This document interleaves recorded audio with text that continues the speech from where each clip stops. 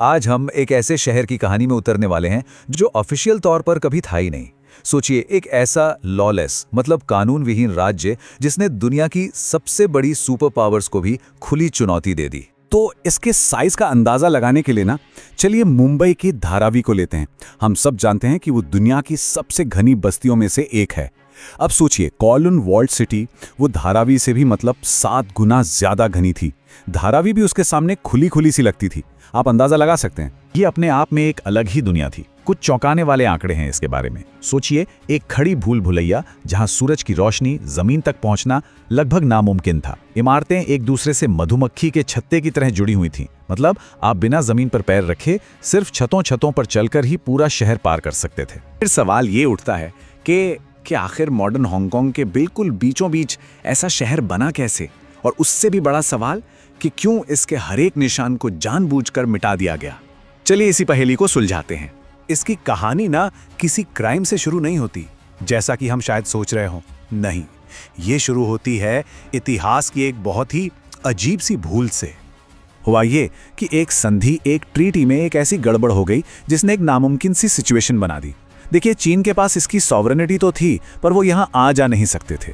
और ब्रिटेन के पास यहाँ आने जाने की पहुंच थी, पर कोई अधिकार नहीं था। और इसी वजह से ये बन गया दुनिया का पहला गवर्नेंस ब्लैक होल।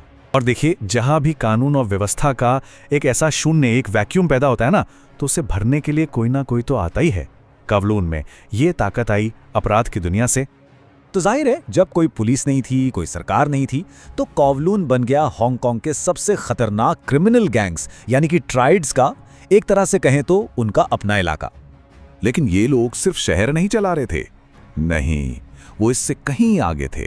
वो हिंसा और अंधविश्वास का एक ऐसा खतरनाक कॉकटेल इस्तेमाल करते थे जिससे वो वहां के लोगों के दिमाग पर राज करते थे।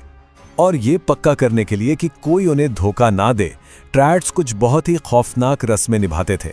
वो लोगों को यकीन दिलाते थे कि अगर किसी ने भी उन्हें धोखा दिया तो भूत प्रेत उसके पूरे परिवार को तड़पा तड़पा कर मारेंगे। यह डर ही उनका सबसे बड़ा हथियार था।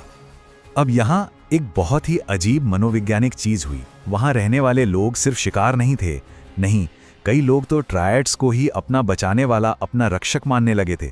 ये बिल्कुल वैसा ही है जैसे कोई किडनैप हुआ इंसान अपने किडनैपर पर ही भरोसा करने लग जाए। तो असली सवाल तो ये है कि ब्रिटेन और चीन जैसी बड़ी बड़ी ताकतों ने इस क्रिमिनल एम्पायर को दशकों तक, मतलब सालों साल फलने फूलने क्यों दिया? उन्होंने कुछ किया क्यों नहीं? और इसका जवाब हमें हांगकांग में नहीं, बल्कि दुनिया की सुपर पावर्स के बीच चल रही एक ग्लोबल लड़ाई में मिलता है। क्योंकि सच ये था कि इसके अपराधी उनकी संपत्ति थे। और यहीं पर जियोपॉलिटिक्स का, मतलब भू राजनीति का असली दोगलापन सामने आता है। ट्रायड्स को सिर्फ बर्दाश्त नहीं किया जा रहा था, वो उनके काम आ रहे थे। अब इस ऑपरेशन को अंजाम देने के लिए वेस्टर्न इंटेलिजेंस एजेंसीज को ऐसे पार्टनर्स की जरूरत थी जो कानून के दायरे से बाहर काम करने में एक्सपर्ट हों। तो उन्होंने क्या किया? उन्होंने सीधे ट्रायड के बॉस लोगों से एक सौदा किया। डील ये थी कि ट्रायड्स अपने क्रिमिनल नेटवर्क का इस्तेमाल करके 400 से ज्यादा एक्टिविस्ट को बचाएंगे और बदले में उन्हें हर तरह के एक्शन से पूरी छूट मिलेगी। लेकिन फिर वक्त बदला, कोल्ड वॉर खत्म हुआ और हांगकांग को चीन को वापस सौंपने का टाइम नजदीक आ गया। अब अचानक से ये जो काम की अराजकता थी ना, वो एक इंटरनेशनल शर्मिंदगी का सबब बन गई। और फिर इसका अंत बहुत तेजी से हुआ। जो दुनिया दशकों में धीरे धीरे बनी थी, उसे सिर्फ कुछ ही सालों के अंदर पूरी तरह से मलबे में बदल दिया गया। वहां रहने वालों के घरों की एक कीमत लगा दी गई और ज्यादातर लोगों के पास इसे चुपचाप लेने और अपनी दुनिया छोड़कर चले जाने के अलावा कोई दूसरा रास्ता था ही नहीं। मगर इस कहानी का सबसे हैरान करने वाला हिस्सा तो वो है जो इस शहर को गिराने के बाद हुआ। एक सोची समझी कोशिश की गई ये दिखाने की कि ये शहर कभी था ही नहीं। तो ये सिर्फ कोई लापरवाही या भूल चूक नहीं थी। नहीं, ये इतिहास के एक बहुत ही शर्मनाक चैप्टर को जानबूझकर दफनाने की एक पूरी साजिश थी। और ऐसा क्यों हुआ? क्योंकि इस कहानी के गायब हो जाने में दोनों ही देशों का फायदा था। सच तो ये था कि यह हकीकत उनके बिजनेस और उनके इंटरनेशनल रिश्तों के लिए अच्छी नहीं थी।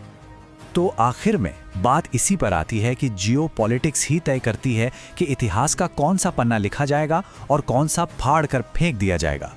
कोवलून की कहानी हमें बस यही दिखाती है कि कभी-कभी सबसे असरदार डिप्लोमेसी सच को हमेशा के लिए मिटा देना ही होती है।